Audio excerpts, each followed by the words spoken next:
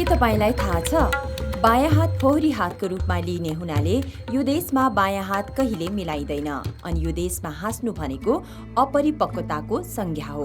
त्यसैले यहाँका मानिस कमै हाँस्छन्।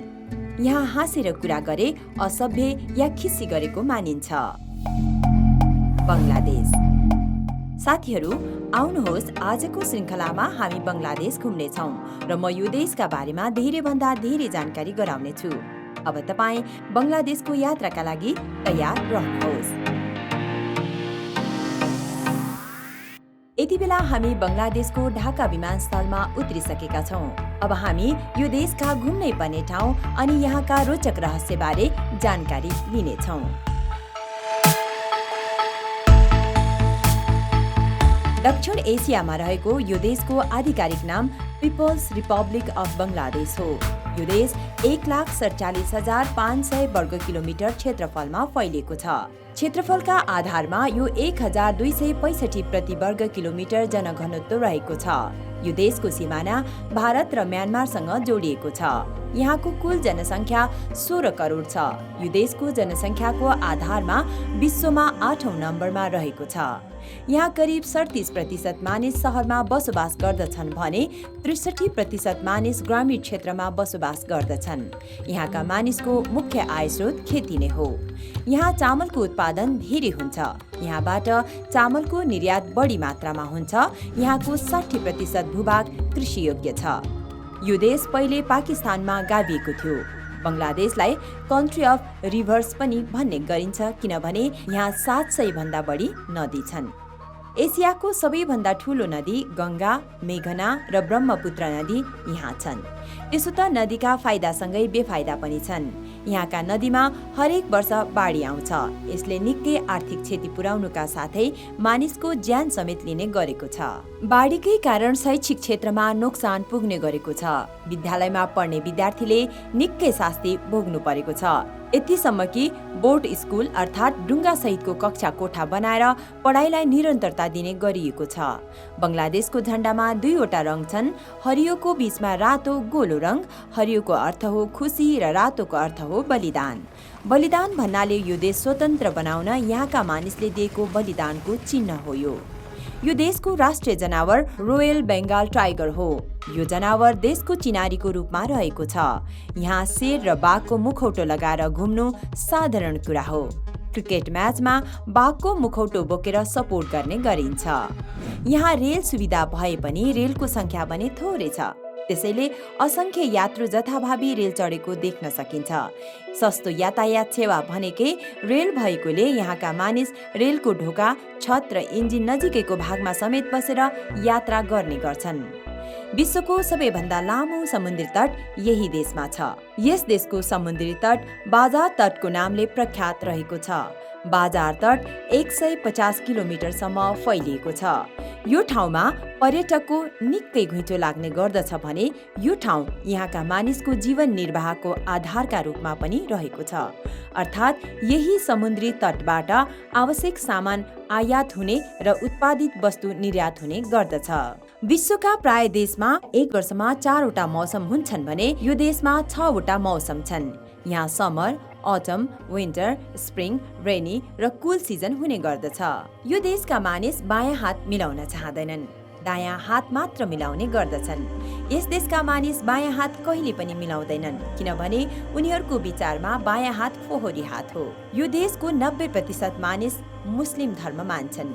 इन्डोनेसिया र पाकिस्तानपछि धेरै मुस्लिम धर्म मान्ने मानिस यसै देशमा रहेका छन्। बाँकी 10% हिन्दू र इसाई धर्मावलम्बी रहेका छन्। यो देशको राजधानी ढाका सबैभन्दा ठूलो सहरको रूपमा रहेको छ। यो सहरलाई सिटी अफ मस्क पनि भन्ने गरिन्छ। नामबाट नै थाहा हुन्छ यहाँ 1000 भन्दा बढी मस्जिद रहेका छन्। यहाँका हरेक गल्ली र चोकमा मस्जिद देख्न सकिन्छ। यहाँका मानिस अखबार पढ्न रुचाउँछन्।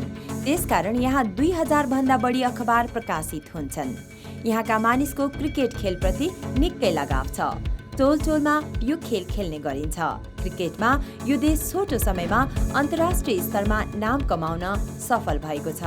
आइपिएलमा पनि यहाँका खेलाडीको बोलवाला रहेको छ। यो देशमा ऐतिहासिक र सौन्दर्यले भरिपूर्ण 3वटा सहर रहेका छन्। युनेस्कोले यी सहरलाई विश्व सम्पदा सूचीमा राखेको छ। यीमध्ये मस्क सिटी अफ बगरहट पनि एउटा हो। यो देशको मुख्य समस्या भनेको बाल विवाह हो। यहाँ बाल विवाह गराउने चलन रहेको छ। यस्तो चलन हटाउन धेरै प्रयास भए पनि पहिलेदेखि नै चलिआएको हुनाले आज पनि लुकीछिपी चलिरहेको पाइन्छ। यो देशको राष्ट्रिय गान भारतका रविन्द्रनाथ टैगोरद्वारा लेखिएको थियो। यहाँको राष्ट्रिय गानलाई आमार सोना बाङ्ला भन्ने गरिन्छ। विश्वका हरेक दिन प्रयोग हुने चियाको 3% यही देशमा उत्पादन हुने गर्दछ। यो देशका 50 लाख मानिस चिया व्यवसाय गरेर जीवन गुजारा गरिरहेका छन्। यहाँ 15वटा एयरपोर्ट रहेका छन्। यो देशमा हवाई मार्गबाट एक सहरबाट अर्को सहरमा आरामदायी यात्रा गर्न सकिन्छ। यो देशमा एउटा अचम्मको विश्वास छ। यहाँ हाँस्नु भनेको अपरिपक्वताको संज्ञा हो। त्यसैले यहाँका मानिस कमै हाँस्ने गर्दछन्। हाँसेर कुरा गरेमा असभ्य वा खिस्सी गरेको मानिन्छ। यो सार्कको एक सदस्य राष्ट्र हो। सार्क राष्ट्रमा पर्यटकको मनपर्ने देशमध्येमा यो पनि एक हो। प्राकृतिक मनोरम दृश्यले भरिपूर्ण भएको हुनाले यो देशमा पर्यटकका लागि घुम्ने धेरै ठाउँ रहेका छन्। यहाँ पुरातात्विक स्मारक, समुद्र तट, पार्क, जंगल छन्। माछा मार्ने शौकिन पर्यटकका लागि यो ठाउँ साह्रै रमाइलो गन्तव्य हुन सक्छ। यो देशको राजधानी ढाका हो। ढाका सहर बुढी गङ्गा नदीको तटमा रहेको छ। यो देशको सबैभन्दा ठुलो सहर पनि यही हो। यी ठाउँमा रिभरक्राफ्ट, काउन्ट्री बोट्स, प्याडल स्टिमर्स र फिसरमेन्स बोट्समा रमाइलो गर्न सकिने हुनाले पर्यटकको घुइँचो लाग्ने गर्दछ। यो ठाउँमा पुराना मन्दिर, मस्जिद, पुरातात्विक ऐतिहासिक दृश्य देखिने हुनाले आकर्षक स्थलका रूपमा परिचित छ। यो सहर आधुनिक सहरका रूपमा द्रुत गतिमा विकसित भइरहेको छ। ढाका सहरको आफ्नै इतिहास रहेको छ। यो सहर विश्वमा मस्जिदहरूको सहरका रूपमा परिचित छ। चित्तगङ बङ्गलादेशको अर्को ठुलो सहर हो। यहाँका पहाड र घना जंगल मनमोहक भएका हुनाले एकपटक आउने पर्यटक फेरि पनि आउन लालायित हुन्छन्। यो यहाँको दोस्रो ठुलो सहरको रूपमा रहेको छ। यो ठाउँलाई क्याटवे अफ बङ्गलादेश पनि भन्ने गरिन्छ। यहाँ ठुलो समुद्री बन्दरगाह छ। यहाँ धेरैजसो पानी परिरहने हुनाले मौसम रमाइलो हुने गर्दछ। सिलहेट बङ्गलादेशको अर्को सहर हो। यो ठाउँ चिया बगानका रूपमा विश्वभर परिचित रहेको छ। यो ठाउँमा चिया मात्र होइन, सुन्तला र कटहर पनि खेती हुने गर्दछ। यहाँ गर्मी मौसममा साइबेरियन पन्छी धेरै मात्रामा आउने गर्दछन्। सुन्दरवन बङ्गलादेशको सबैभन्दा ठुलो पर्यटकीय स्थलको रूपमा रहेको छ। सुन्दरवनको खोलालाई बङ्गलादेश र भारतको सिमानाका रूपमा पनि लिने गरिन्छ। यहाँको वनलाई युनेस्कोले विश्व धरोहरको सूचीमा राखेको छ। कुवाकाटा समुद्र तट बङ्गलादेशको सबैभन्दा आकर्षक समुद्री तटका रूपमा रहेको छ। सूर्योदय र सूर्यास्तको अवलोकनका लागि परिचित यो ठाउँमा धेरै संख्यामा पर्यटक आउने गर्दछन्। यदि तपाईँ सी फुडको शौकिन हुनुहुन्छ भने यो ठाउँ तपाईँका लागि आकर्षक गन्तव्य हुनेछ। यो देशको मुद्रालाई बङ्गलादेशी टाका भनिन्छ, जुन 72.79 टाका बराबर 100 नेपाली रुपैयाँ हुन्छ।